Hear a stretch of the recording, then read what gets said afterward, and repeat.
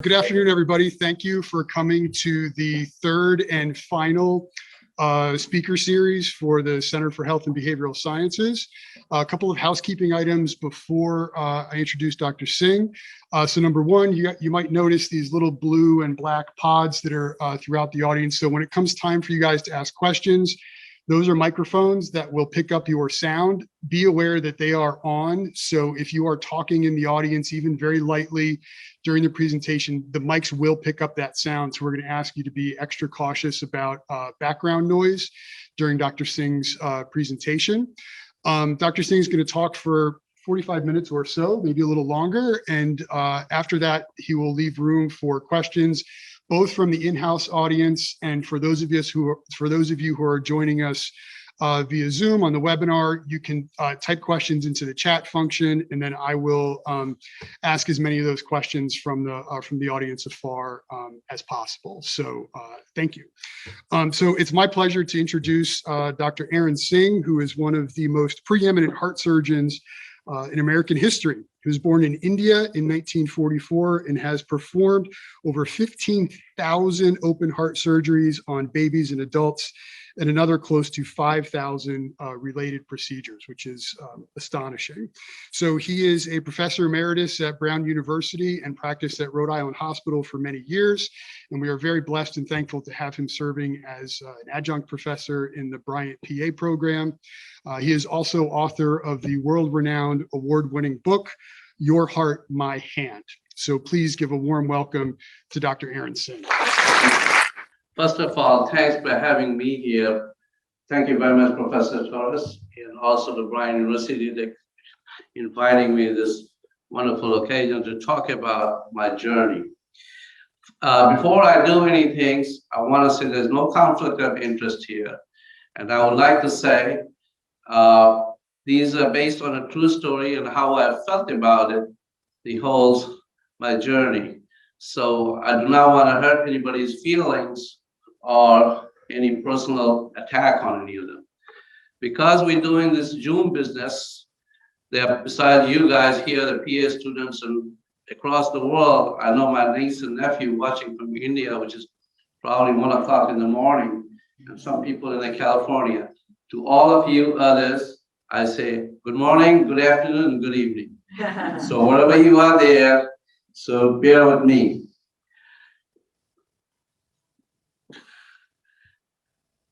2016, I was asked to perform an operation on a very influential lady who needed a valve operation and triple bypass surgery. I have performed 20,000 operations. What was the difference? Because this was my last operation. When I scrubbed in there, right in front of the sink, and the first thing happened to me, looking through the window, emotion was extremely high. I know my days are coming to end. This is the room where I work with my team. This was the house I built it. This is the place where I worked for 20, this room, particularly this new room, working 20 years. There's so much memory. My head was spinning at that time, and suddenly I hear a voice in my echo, a voice in my ear, coming out 10,000 miles away, 60 years later, across the sea, beyond the grave, a voice from a grandfather.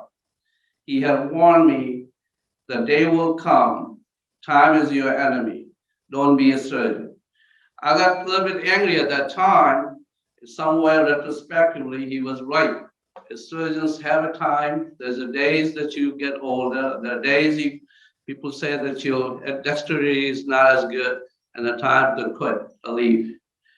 So I was getting annoyed with this echoing sound, and I walked in the room, in the operating room, after I scrubbed. As soon as I arrived in the room, emotion died. I was down a gown, and the lights were turned on, the lights were handed.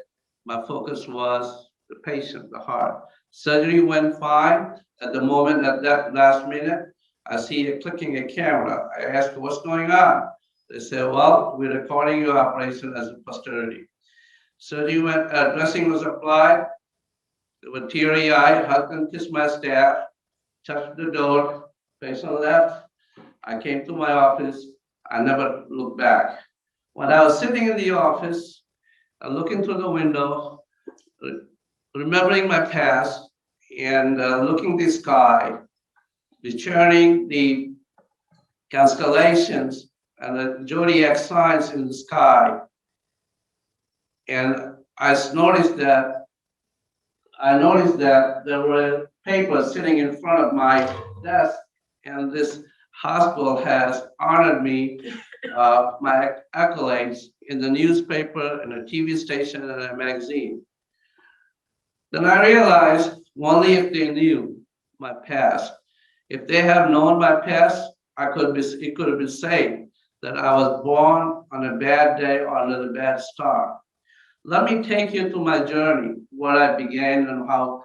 Let me take you to my old place, where I come from. I was born in India. My dad was a headmaster. My mom was a housewife. My dad married my mom without the permission of his father in a family which was a pro-British, and my paternal grandfather was a pro-nationalist.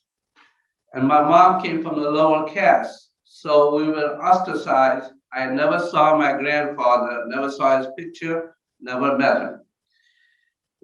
I was just recovering. This is me. The last time you saw me, I saw myself smiling. I was just recovering from an injury from a broken clavicle.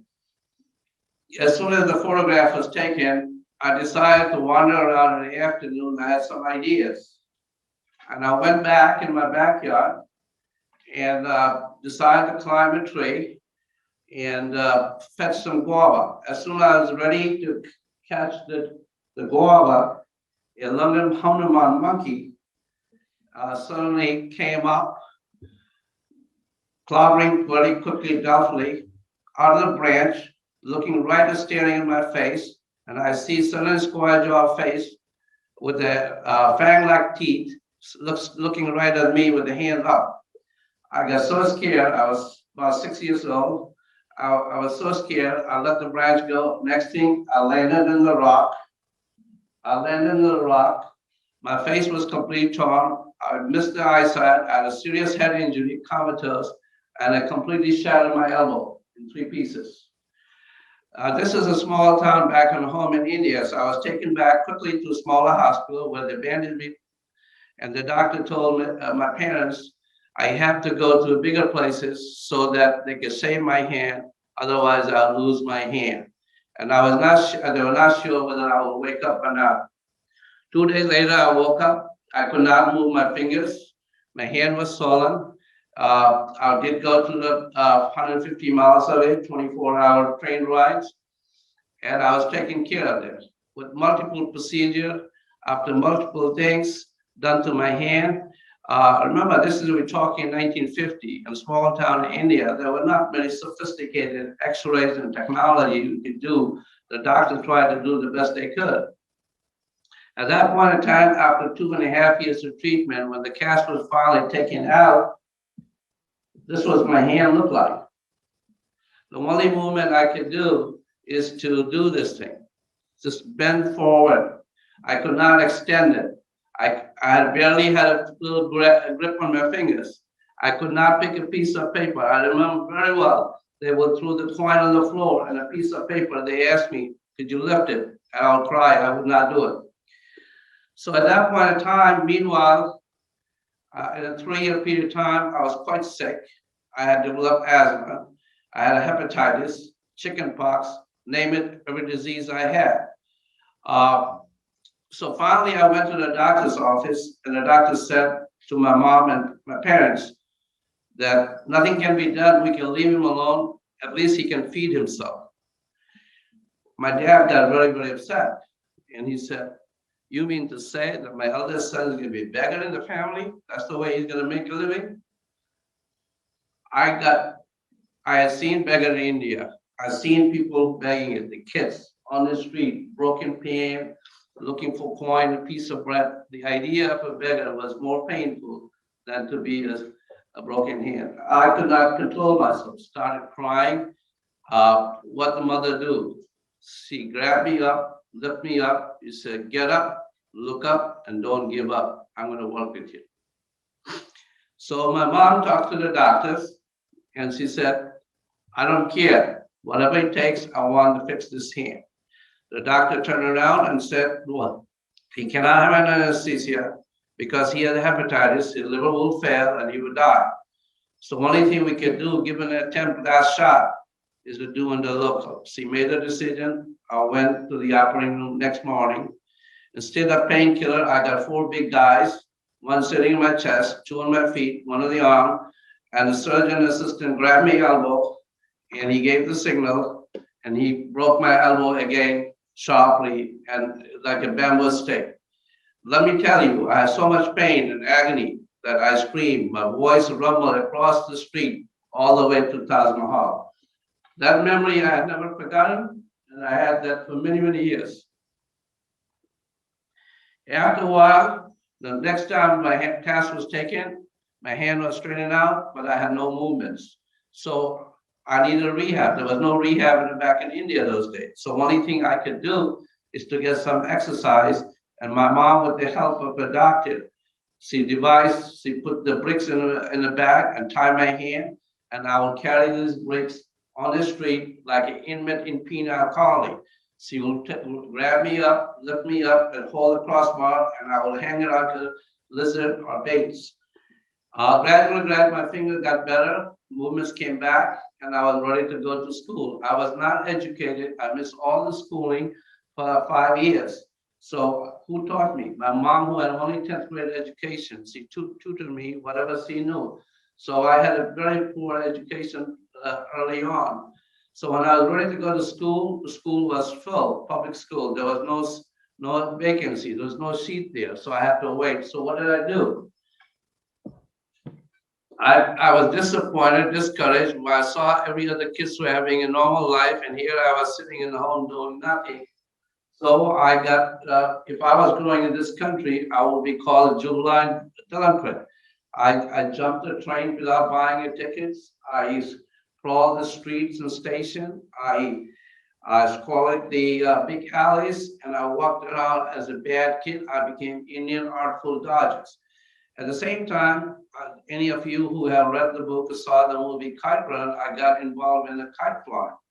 And the kite is a beautiful, is yet meaningless, is a very vicious sport. And this is like a fist fighting in the sky. So very quickly, I became very competitive and very good at flying kite. And I became involved in a tournament. And one tournament, the idea is the kite flying is to be slice all the kites in the sky, and you want to be lonely kite, and it is a warning to the neighbor. You want a lone kite, bring it on, challenge. That's the winner. So that's unspoken challenge to the neighborhood. This is the kite you want to be. So I was in a tournament, and suddenly a kite position was high, and I was moving around, and suddenly a kite came and ready to cut. I forgot that I was standing in front, on the back of the ditch. I moved and I felt in the ditch. My kite was cut. My kite was gone. The next thing, I broke my left hand completely. So I had to go through again another year of the rehabilitation, the same process. After I got done, I finally got into the school. I did very poorly. I had no interest in studying. I had no friends, and I was just lost. This is the area, many of you have never seen it. This is what I call my home. This is where I grew up. This is actually, I took a picture a few years ago, which is much, much better than this was the house I lived in. The streets were dirty, filled with the garbage, sewer. I walk in dirty water. I drank dirty water. I bathed in dirty water. I share the street with the animals, pig, cow, name it, snakes, anything. You see the garbage being fed, the animals are fighting for the garbage. This was my home. This is where I grew. While I was there, I had every infectious disease of mankind, hepatitis, cholera, malaria, typhoid, chicken pox, name it, except TB. That's the only disease I did not get. And asthma, everything. The kids who I played with it, my friends, some of them became blind because of chicken pox in the eyes. Some of them we lost at a very young age from hepatitis. Many of my friends have died. So this is what my home, this is where I grew up. So while I was in school, I was doing not very well. Final examination in the high school, I flunked, and I had to repeat it. And at that point, I was very disappointed. My family was disappointed, but I put in effort.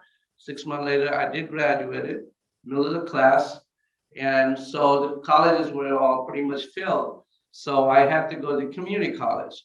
When I got into community college, again, kids were much older than I was.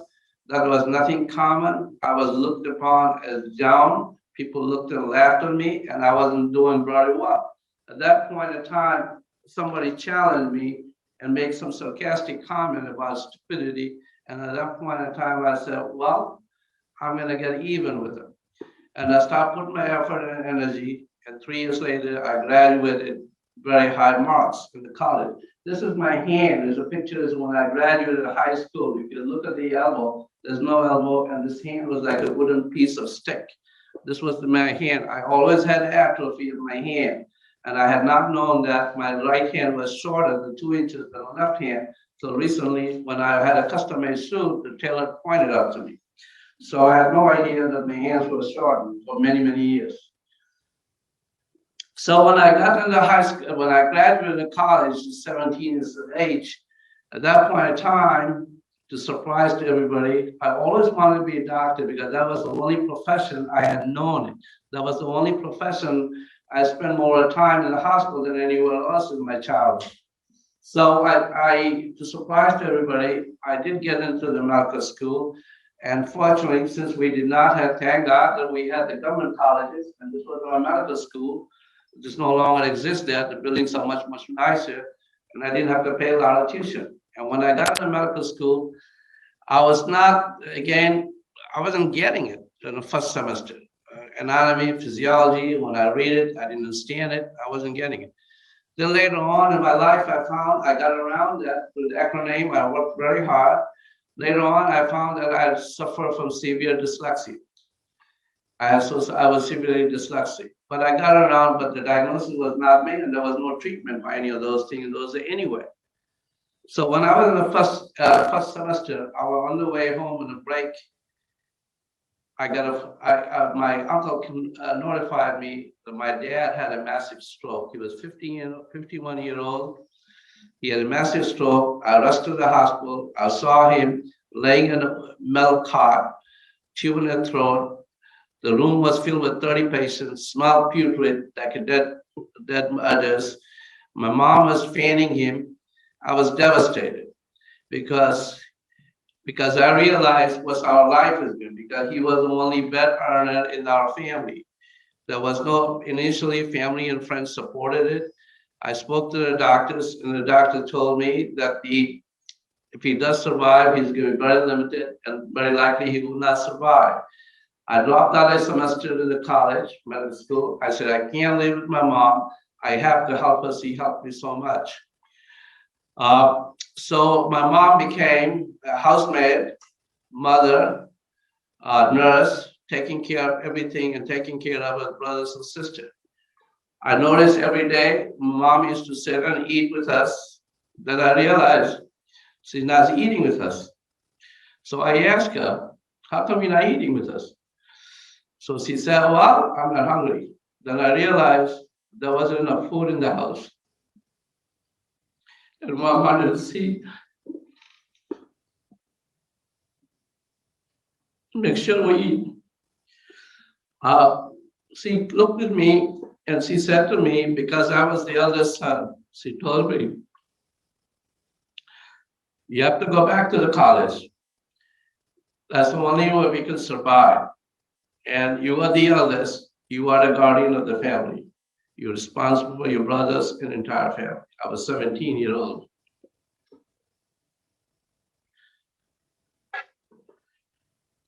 I became a guardian of the family. I took my brothers and sisters, I put in a handlebar on the back of the seat. I pedaled them in 100-degree temperature to the school. Then I went back after the summer, back to the medical school. I gave up everything. I concentrated, and I graduated top of the class, magna cum laude. While I was there, a professor came in from, well, just recently had returned from London and America, and he liked me and he encouraged me that my futures are great if I could try to go to America. I have never been out to the small town in India, never been to visit Calcutta, Bombay, Delhi, or any of those places. So I had never seen anything. It was shocking to me, but I said, if you say that, I will try. And I took the exam and I done very well. And finally, I ended up applying the place. This is my graduation.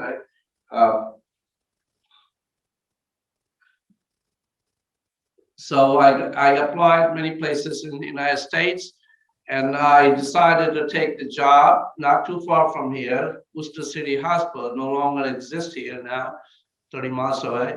The reason was that we didn't have any money.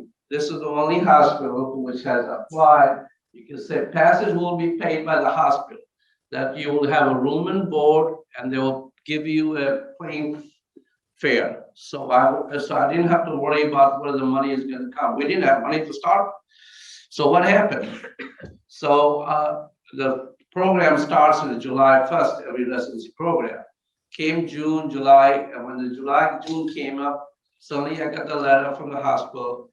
For financial reason, there's no money for me to pay. They don't have the money to pay my plane fare, but I still have the job. We did not own a house. There was no mortgage. There was no collateral anywhere that we sold my mom's jewelry and we sold my books and whatever belonged. It still was short $500.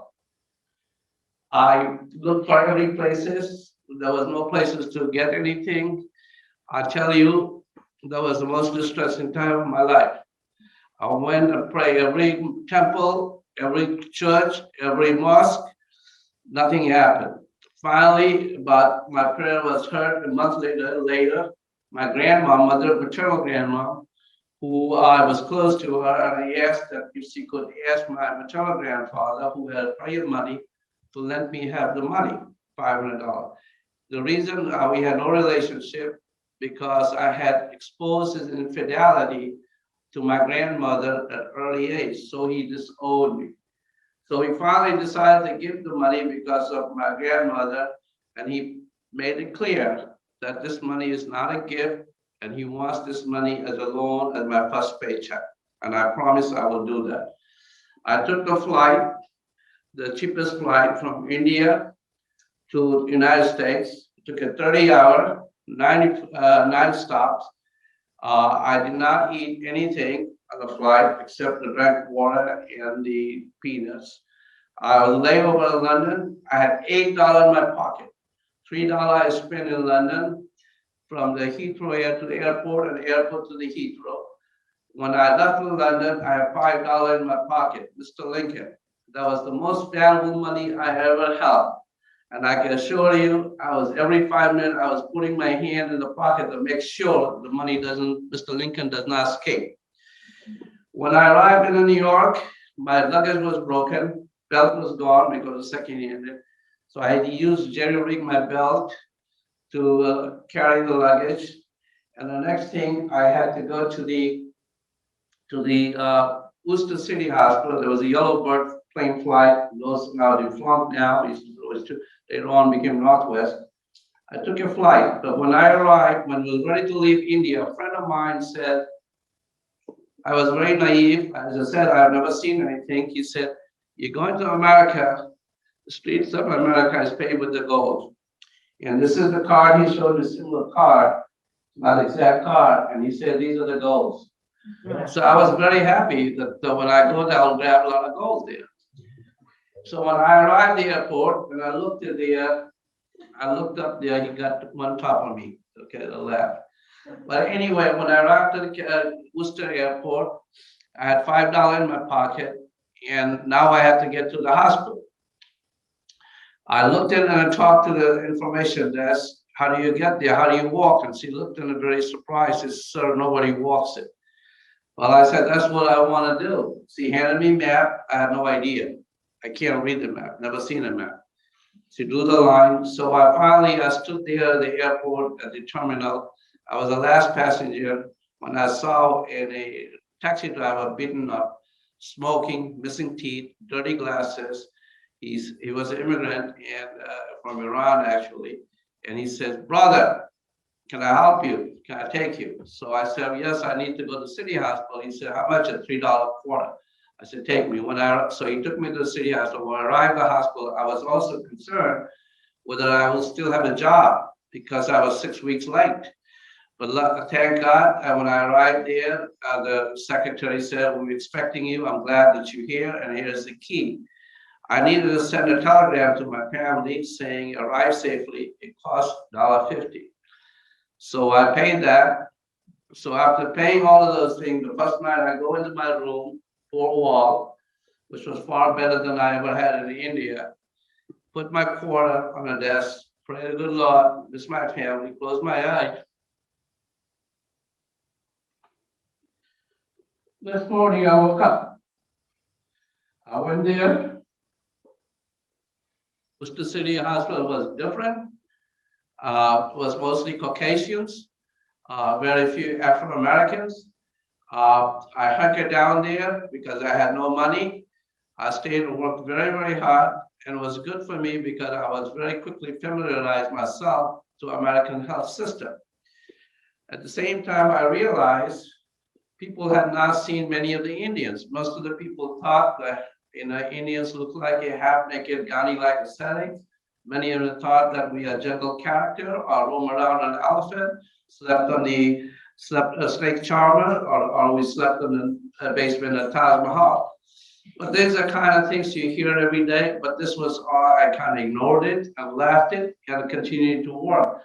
But then I realized very short period of time, in 4 months, there were not any education going on. There was no American graduates, the only people who were there, immigrants, and many of them couldn't barely speak English. So 4 months later, I got called in the chief's office when I thought I'll probably get fired. And the hospital had the head advantage on you because they need to sponsor your visa. If you don't have a job, you have to leave the country. So I got called in by chief of the office, and he said, "Dr. Singh, Dr. Maroney, and Dr. Croce was the chief there, co-chiefs." He said, "We like you very much. We like your work ethic. We want to offer you a job for 4 years to finish your training here." I don't know what was happening to my mind. I sat there and I said, "Dr. Croce and Dr. Maroney, with due respect, I came 10,000 miles away to learn, and I'm not getting anything here learning except we just, the surgeons are not talking, there is no knowledge. I'd like to go to university hospital where I can educate myself, learn." And he looked around and turned around and he said, "Dr. Singh, university hospital is only for the American and American graduates, not for you guys." I said, "Well, if that's the reason, I'm not gonna be here. Thank you very much." And there was no other access. So basically, they were using this hospital was, indentured servitude. They were a service, we were providing the service. I had no job. I was gonna probably have to do something else, have to have a job to sponsor. The only job I could get at that time in university was pathology. And that was at Dartmouth, Mary Hitchcock.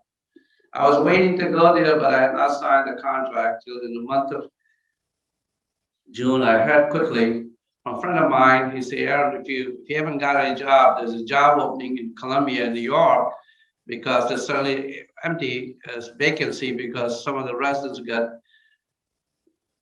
drafted in the Vietnam War. They need manpower." So I called next day. I was interviewed there and was shocking. My interview was at Harlem Hospital. Those who are New Yorker know what the Harlem looks like. Suddenly from Massachusetts, which was all mostly Caucasian, going with a community of full of African American. I've seen some, but not that many people. They're all big, everybody active. It was culturally shocking to me when I headed to New York. And that was a difficult time in this country in the 60s, because Vietnam War was in the full swing. Drug problems were in the full swing. Summer of Love was in full swing. Martin Luther King, Robert Kennedy was assassinated. The country was in turmoil. The country was in a revolution. And here I am, culturally different, not any support system. I was devastated. But I did accept the job. I had no choice. When I worked there first night, I had first time I saw 8 patients with a gunshot wound and stab. People are coming in, gurneys are spattered with the blood. People are dying with blazing wounds. Patients were chained to the bed. I never had the experience. I saw people in India dying with the malnutrition or the infectious disease quietly, not like this. I was shocked. But day after day, this was going on. Many of my friends who had a depression got admitted psychiatric. Some of them left, some of them, and I wasn't sure what I was going to do. While I was there at the Columbia, as you can see that I was only the group of the, you would not see this if you go to any hospital, this kind of people out there. I was the only Indian here, and there's a one woman, and there's a one Afro-American at the program. So one of the surgeons was the first I met him. He was the only Afro-American professor there, and he asked me, "Would you clean the patient, save and prep the patient, give enema?" And I was very, very upset that he thought I was immigrant, kid with a skin color like him. And I said, he's asking me to do this lowly job, but I did it. And he heard that I was upset. Next morning, he got called to see him. I thought he was going to fire me. Well, asked me, I heard that you were pretty upset. I did tell him. He said, the reason I asked you to do it is, see, if you have never done one this before, if the patient ever complains, you would never know what the problem is. I understood what he tried to explain to me. And since then, we were the best friends. He was, and Dr. Ford recently died. He had an illustrious career. He was trustees of the Columbia. He was the distinguished professor. The professor's named after him. And so he was the one who helped me at that time. But I was still kind of lost. I wasn't sure what I'm going to do. I was ready to make my next move. And my next move is to move out of the country. So I said, before I move out of the country, I can't handle it because my friends are gone, everybody's gone. So I decided to see 2 things in New York City, not the Empire State Building. I decided to UNO and Statue of Liberty. I want to see what the UNO looks like. I went there, I saw the rotunda, all the flag, didn't impress me much.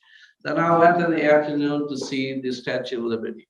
And the Statue of Liberty at that time was renovation was going on in 60. I took a tour, and then I saw the history of the immigrants who came to this country. When I heard about, the guide was teaching me, telling me how the Irish, the Jews, and the Italian came as a deplorable condition in how they were stacked up in the rooms looking for jobs. Many of them had to go back, return. They were not accepted because they coughed or something happened to them. I have fever, just like now if you have fever, you can't come in the room. So there many of them sat down. And then I took the tour of the Statue of Liberty, and I remember the new Colosseum, the ML ledgers, give me the hurdle masses. I left my left beside the Golden Door. And when I left the tour there at the Statue of Liberty, I suddenly see the shadow of the Statue of Liberty beacon casting on the board. And as the board leaves there, gliding out the city, the skyscrapers are getting bigger and bigger. I said to myself, look at these people who came to this country. They were in worse shape than I was. I had a job here. I have a room here. I have food. They didn't have any of those. Although I don't have relatives here, I don't know anybody. I came to JFK. They came to Ellis Island. But there was similarity. If they can do it, I'm going to do it too. And that made a decision that I'm going to stay there and give it a shot. Before that, if it wasn't a Statue of Liberty, I was going to leave this country. So I decided to do that. And after my rotation, I hang in there. And my next rotation was Presbyterian Delafield Hospital, which was entirely 4 miles away. Those who are in New York and know where it is. It's different. From one completely Afro-American colony to completely a Caucasian colony. While I was there, I was at the first time I saw a patient. It was a cancer patient, 41-year-old lady with a breast cancer. She was acne and metastasis. I had no idea what to do. I was sitting there. She was crying. Suddenly, I see a image and a footprint and noise, a young nurse is standing next to me, and she said to me very kindly, I know you can't serve her, but you can help her. And she was very kind, and she demonstrated me how to give pain medicine, what to do, and reassure her, make her comfortable.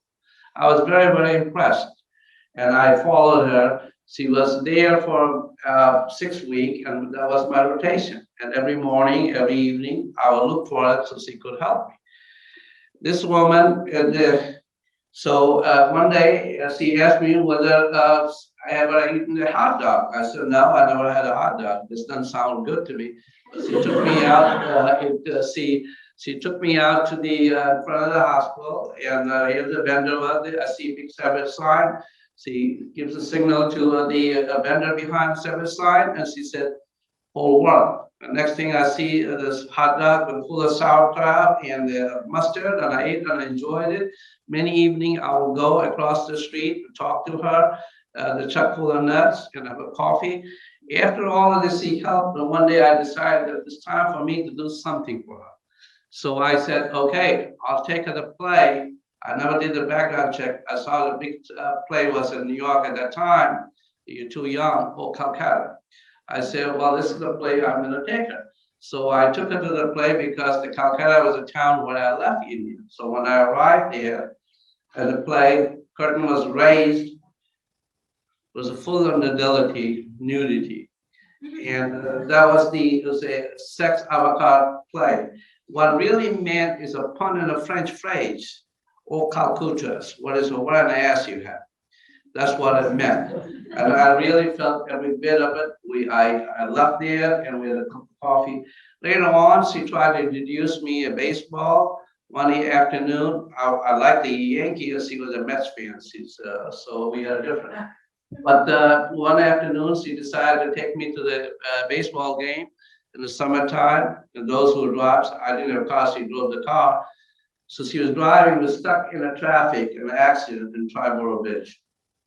While we were there, I was stuck in a half an hour, and it was a serious conversation. At that moment in time, I said to myself, this is the woman I will live with the rest of my life. Without fanfare, without any planning, without any bouquet of flowers or ring or diamond, I asked her, would you marry me? Surprise to me, she smiled and she accepted. We went to her parents' house, asked for her hand, and parents gladly gave it. I was Hindu, she was Jewish. Intermarriage was rare those days. Although a lot of people had problems, we did not. We were married for 51 years. She has been with me, for me, by me, and she has pulled me out my darkest day. Without her help, I could not have done what I've done. So that's my wife. She became my wife. This is our wedding picture. This is my wife. After when I was there at Columbia, I always wanted to be an orthopedic surgeon. I couldn't do orthopedic because my hands were not. But most people went there in the night to entertainment. I went to my Spartan apartment, worked every night practicing sewing and cutting on a pillow. I can assure you, my pillows had a better embroidery than a pillow in a past hotel in New York and Paris. And my hand motility got better, but I couldn't do because I was 120 pounds, 5'8", and I had to deal with 220 pounds. But finally, I decided to go and look at watch the heart surgery. But I asked the professor, but again, he refused because the immigrants and the kids with the color skin were not allowed to watch because mostly it's a white Presbyterian hospital. So I said, could I watch it instead of scrubbing? He let me watch it. And I saw he operated on a 4-year-old kid with a hole in the heart. And he did a meticulously job. And I saw the team, the way he performed, the way the aura. And I went in the evening, see the baby, and the baby was sucking the popsicle. I was very, very impressed and delicate. That day, I decided I'm going to be a heart surgeon. So I came home and I told my wife that I'm going to be a heart surgeon one day. She looked and I laughed. I said, well, he's sewing pretty good. If he can't get the job, at least he can get the job at a tailoring school. You know, you become a tailor in a dry cleaning place. But anyway, so you needed, after I finished the training, I needed 2 more years of cardiac surgery to be a heart surgeon. It was very difficult to get a job those days. because 500 position and 500 applicants, 50 positions. So it's very complicated, and only people who were the heart surgeon those days. 6 foot tall, white Caucasian, perfect set of teeth. They grew up in Westchester, Marin County, Fairfield. They had a background with the private school in Choate and Hanover. They had a trust fund, and then the gold golfer. They look good. Those are the people who were the heart surgeon. There was a daunting experience for us to get in there or even think about. But this is what I wanted to do, and I couldn't, so I could not get a job there. I had a job in California to get training, last minute turn it down. So at that point in time, and the last minute, my professor, which I was very close to him, he asked me, Arun, what are you doing? I said, well, I'm still looking for the job. He got on the phone. He got on the phone and made several phone calls, Professor Ford.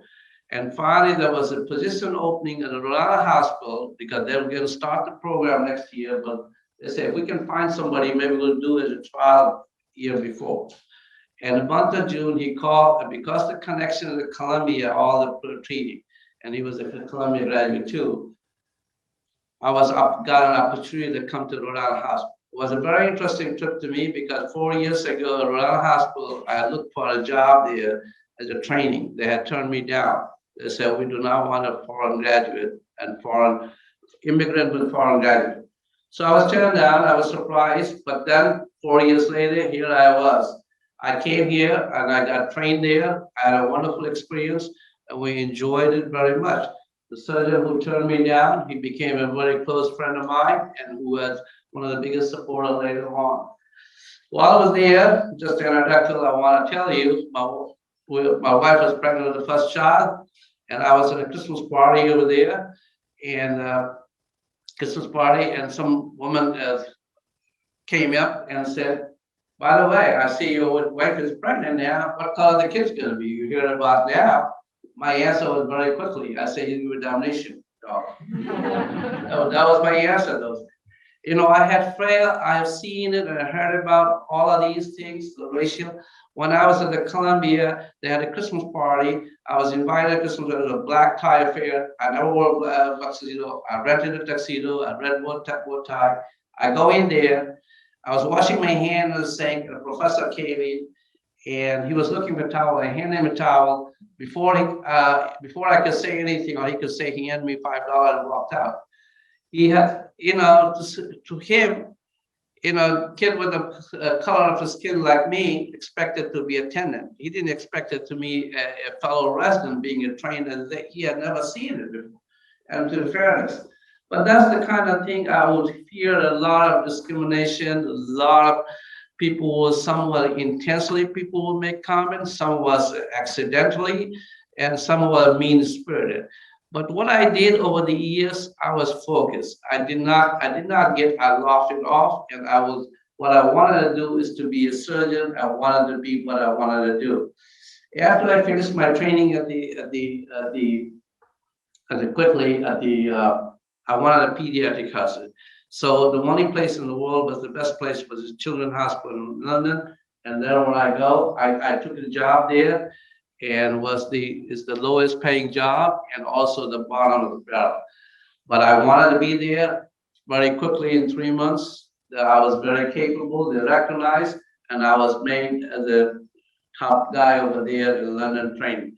Once I finished my training, I was job offered. I was qualified to do every part of the heart surgery at all 3 continents, Asia, Europe, and America. I was offered a job to get a job at the Boston Children's Hospital and Brigham and Rhode Island Hospital. I elected to come to Rhode Island Hospital because we're familiar with, we like to live. We have some friends.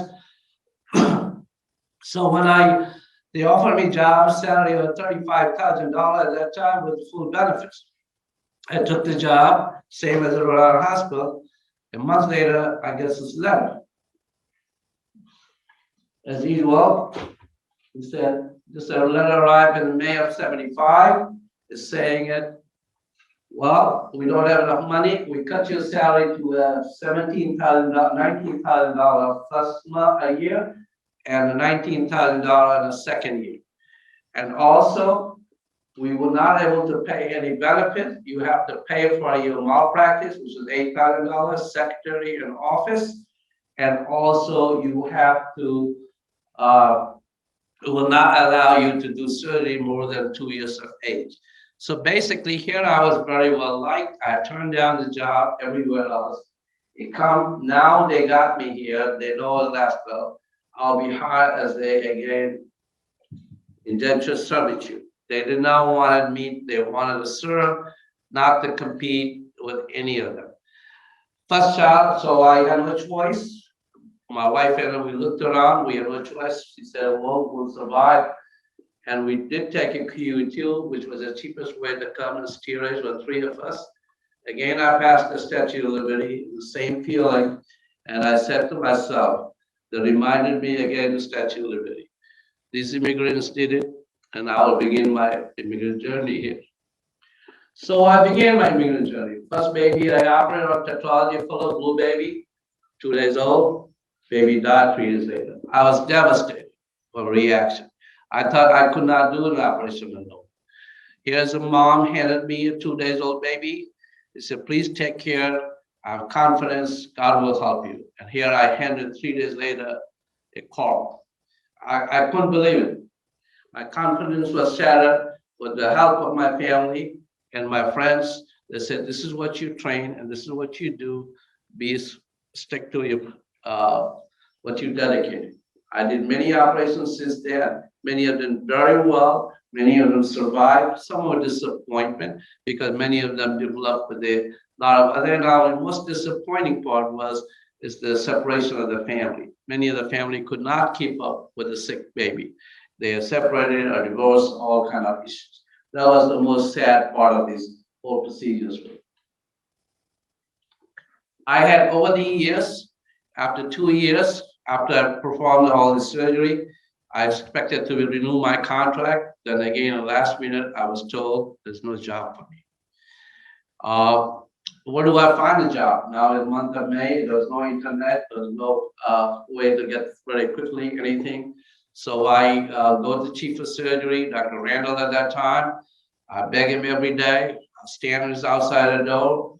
Next thing I would do is stand up in the bank to try to give me some money. Dr. Randall finally said one day, he says to me, I want you to get lost. I want you to go away, find a job somewhere in Detroit, Chicago, Mississippi, big city, that you have no future here.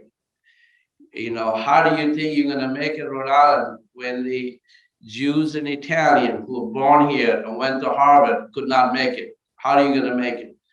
I was pretty angry at that point. I thought he was racist, but he was not. That was a perception I had. He was honest. He was trying to help me. But I stood there and kept begging and begging. Finally, he agreed one day. He said, I had enough of you. I don't want you to see me again. And here's a job. I'm going to give you a job. You have full privilege of Rhode Island Hospital. And you're not going to get any penny from us. Not a single penny. You're your own. You make what you eat, what you gotta do. That's it. I don't want to see it. He gave me the privilege. So I got the privilege finally. And when I got the privilege, I had no money, no nothing. We lived in the complex, which was full of welfare. We saw a bullet wound come to our apartments. One day I was driving to my hospital. I suddenly couldn't see it. I ended up in the hospital to see what was wrong. First, I thought the door was dirty, front glasses were dirty, cleaned it, couldn't see it. Then I realized I can't see it. Then I ended up in the emergency room. I lost a certain vision of my right eye.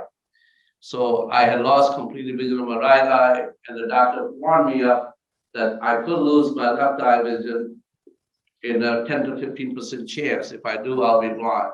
So I lived with the fear of being blind the rest of my life. So how do we go? So we worked very hard, and I had no way to make money. Nobody will come. The only patient I will get at that point who are uninsured, drug addict, no job, no money, That's the only patient I will get. I work in the emergency room. When I was a heart surgeon, I will cut the suture the wound, the legs, the broken bone, cold, take care of it, try to make 2 years together. So eventually, the patients who came who are on the poor, I operated them. And my biggest supporters were the grassroots support, the nurses, the employer, the secretaries. They realized, started seeing it, that I could do the operation more efficiently, more quicker, more faster, without charging anybody any money. And the word spread out very quickly. Within 2 years, I had the largest practice in the state of Rhode Island, and I was the poster child of the hospital. I was on a billboard. I was on the side of the truck, the buses, everywhere you name it. That created the animosity, because remember, privilege is invisible to those who have. Those who have. Equality is discrimination. I suddenly started competing with the people who were privileged people. They had I started cutting them. So they were very, the rumors started spreading that I have cancer, I have some issues, some other problems, but didn't affect me. I paid the price, my family, there's no phrase, but I was dedicated, and I was gonna do it, and I did it.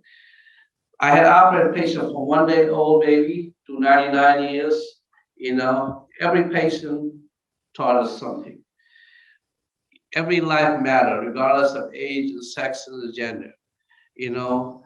Many times people will ask me, do you have any emotion? Do you show any emotion?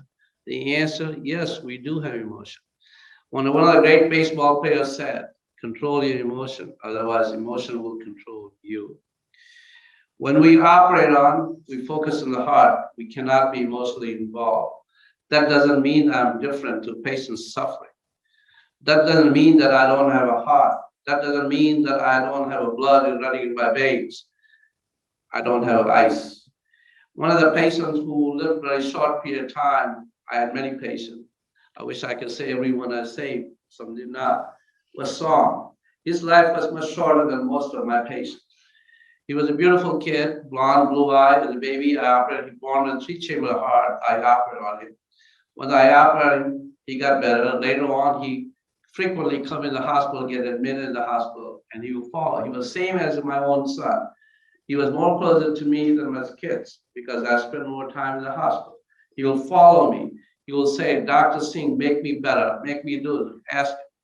I know the son was failing at that point in time, and I asked his parents, could we arrange him to have surgery? I wanted him to survive and send him to the Alabama, which was the best place at the time. When I made the arrangement, he gave me this book, Please Make My Heart Better. He drew this picture with the help of mother, his personal experience to having what the child goes through an operation, heart disease. He handed me and he wake me up, I'll see you later. 2 days later, I was sitting in the office. I got a phone call from the surgeon. She said, we did everything possible, Son did not survive. I picked the book, clenched my chest, started crying. Son, I did everything possible. I realized how this kid has suffered. I realized how parents had endured this kid. Bleakly, I pondered the randomness of the life in the universe, how prematurely dawned this beautiful kid. Who to say next child will born will not have this problem and will not suffer? Who to say my next child born will not have this problem? All the chances of the odds were less. Realities were not true, but there were the odds. We were parents of 2 healthy kids. We wanted a 3rd child. I talked, the emotion was so strong. I talked to my wife. I said, I can't be able to have idea the possibility. We did not have any more children. So this was the first time the emotion took over the real rational. As time went on, my practice, as you all are aware of, people who go to the doctor's office, the healthcare started changing over the last 20 years. The insurance will start taking, merger and acquisitions start happening, corporations taking over, individuality gone. There were a lot of great things happen in medicine, new innovation in basic care, but the human aspect was gradually gone. I was asked to approach to merge with the other hospital, and I supported it because I thought that was a great idea and do it. But it did not materialize. The people who were senior were let go with partial. I had a partner, William Tang, Chinese American. He was chastised and he left. Many of the people which we had a teamwork was gradually gone. The last few years of my practice, one of the things was the hospital had a fully control of the patients. Control of the patient in the sense they will bill for you, they will tell you where to do. I did not feel that very good about it because I always believe everybody deserves the health care. And regardless of whether they can pay or not, because they get the same care they deserve. I strongly believe because I myself have gone through it and I wanted it. The hospital had the power to bill for the patient. Grief became bigger. Money became the issue. The last few years of my practice was very, very painful because of these changes. The changes always occurring. And as you see, this was my picture of 10,000 operation I did very quickly in about 10 years period of time.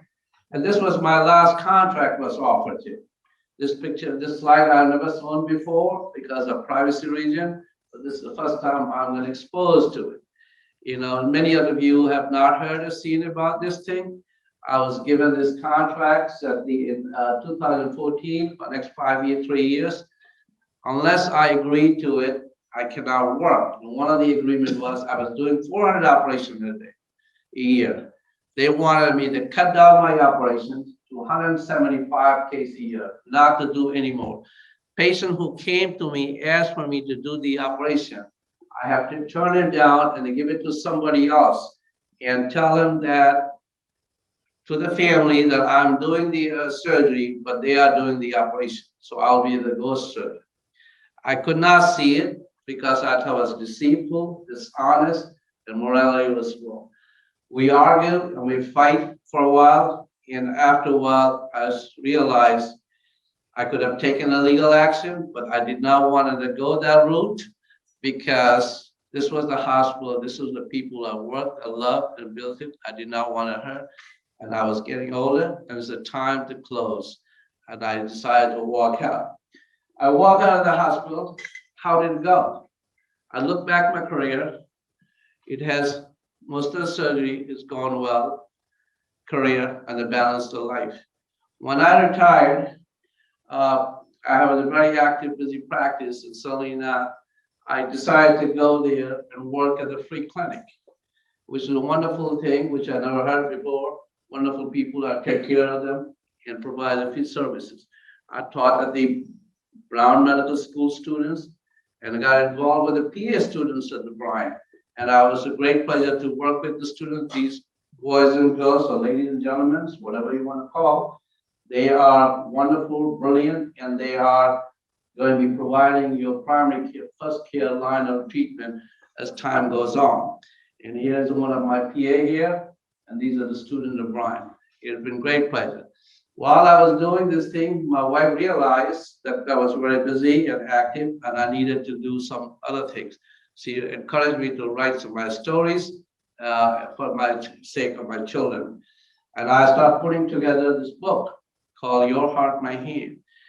And I had not done it with the help of a co-author, John Hang, and with the help of my wife. We put together this book, and as Joe said, this book has won 5 awards national, 4 gold medal, and 1 silver. This book tells you about narrative story of my journey, how my patient, how my interaction with the patient, how patient taught me, and what I learned from the patient. As I look back, what did I learn from this thing? Where do I go?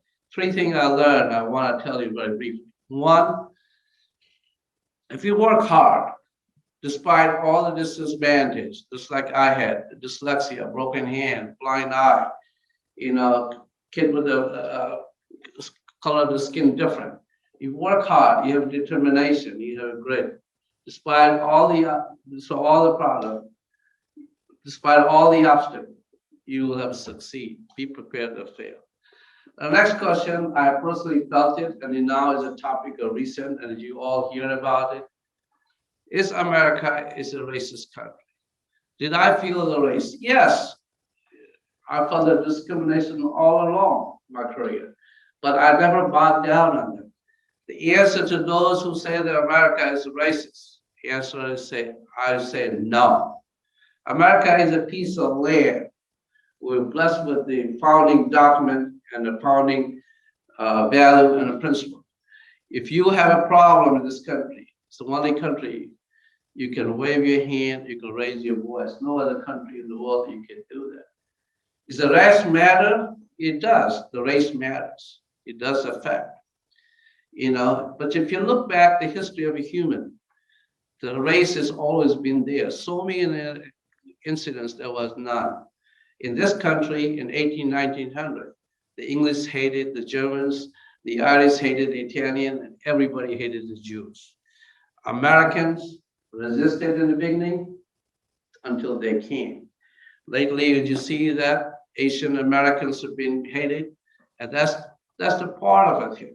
You have to ignore it. If you take it, what a choice, and what has happened since the post Jim Crow in the 50s and 60s, where I was here in this country. People have lived post Jim Crow with the frustration, angry, and some with the hard work, and some with disappointment. What has changed over the last 10, 20 years? It has changed because the people of the color suddenly start, immigrants, minorities start noticing. There is a point of consternation and concern for the people living in this country, especially the minority living in the white majority world. Thanks to the social media that has exposed us, that there's no question about. There's this constant civil right violation to the people of the minority and the people based on the gender, sex, and socioeconomic status. How do you deal with it? Either you can deal with it two ways. Either you can be depressed, despondent, delusional, angry, or you can try to do something. I did it. How I did? Did it hurt me? People telling me about my race and my colors and discrimination? It hurt me, but I did not take on anger.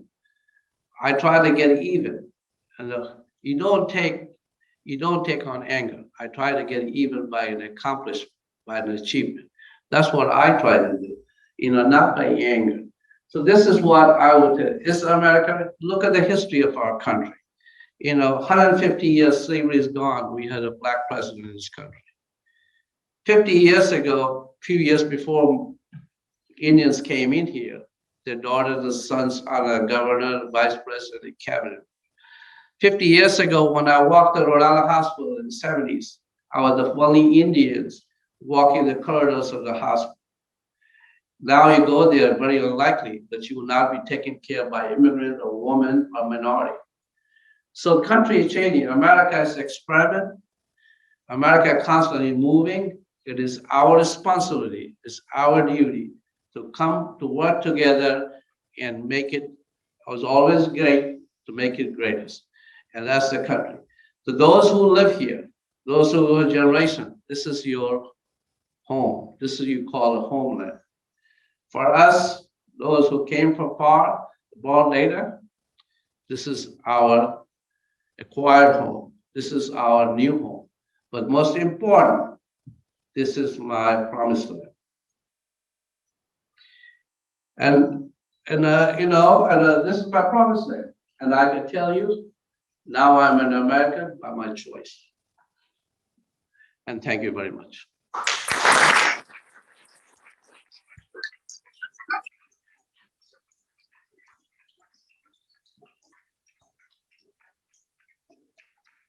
Answer, anybody have any questions? I'm sorry I took you long. Story was long and I could go on. The journey was very long. Any questions? I'll see you guys in the end of the year, right? Yeah. I would suggest if you have time, get those books on Kindle or something. It's a journey which encourage you that you be prepared to have failure in life. You will succeed. Don't give up. This is something you teach, how I dealt with the patient, how I did my disappointment. That doesn't mean that you're going to be your disappointment. This was my experience, and hope I can help any of you. That would be great.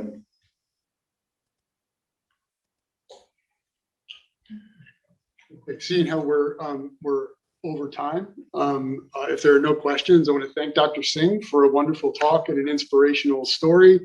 And I also want to thank the Alumni Office and University Relations for helping us to put this together. And thank you for all of your service and the procedures you performed and the care that you provided to all of your patients. Well, thank you for having me. It's always a pleasure. As I said, every year I come and spend your time. It's always a pleasure, especially working with the young ladies and gentlemen who are the real future of the healthcare is to come. And I'm really proud of what you all do and how you act and how it's going to be. And congratulations to all of you, and good luck.